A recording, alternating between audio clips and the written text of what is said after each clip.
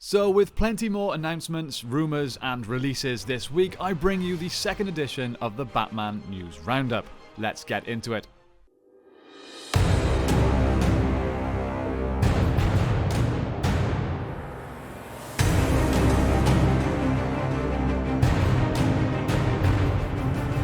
At the start of the week, we got a look at some new gameplay footage for Gotham Knights, which looks absolutely fantastic. However, and this may come as bad news to some, Warner Bros. Announced that they would not be releasing the game on the last generation of consoles. This means no PS4 or no Xbox One versions.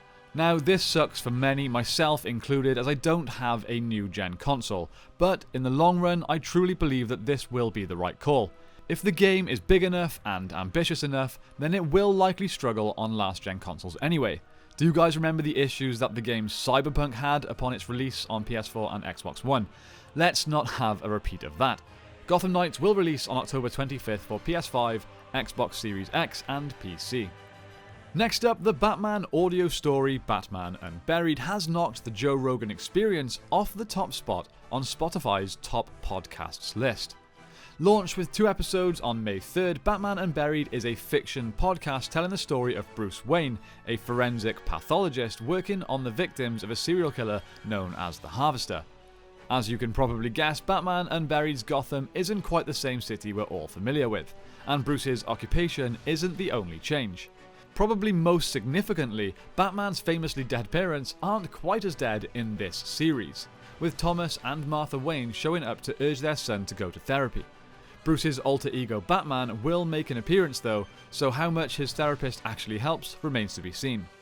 This podcast has been extremely well received and really shows the reach and popularity of the character.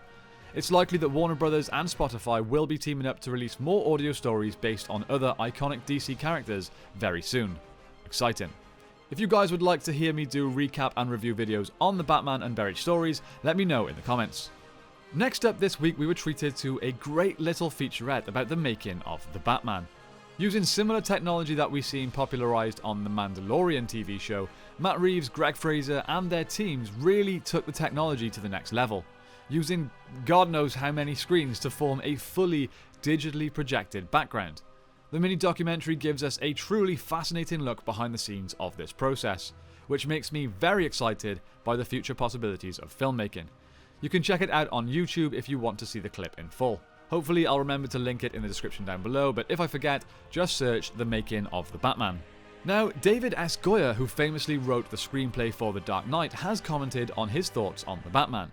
He said, "So I just saw the Batman fairly recently in Prague, and I didn't know exactly what to expect or what I would think of it.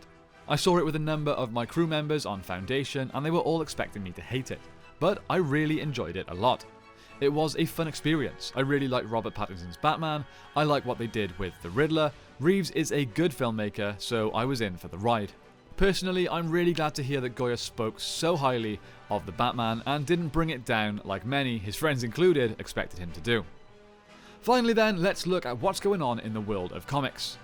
Upcoming comics this week include I Am Batman Issue 9. As the mysterious serial killer's motivation becomes more and more clear as the entire city of New York finds itself divided over the repercussions of his actions, Jace begins to question more and more whether his role as Batman is helping to inspire good or pure evil. Future State Gotham Issue 13. Batman at War Part 1. The rumours regarding Bruce's death have been greatly exaggerated. Now, despite the best efforts of the imposter Hush, the real deal has returned with the help of Talia al Ghul. Together, they must travel the world to find their son, Damian Wayne, before it's too late. The return of Batman and Robin to Future State Gotham can't be far behind, unless something terrible happens first. Justice League vs. the Legion of Superheroes Issue 3. The Justice League is trapped in the 31st century with the Legion of Superheroes.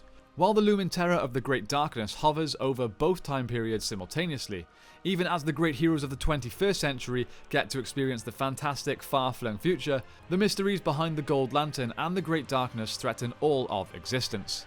What is behind the Great Darkness, and will the greatest heroes of two ages be able to stop it before it's too late?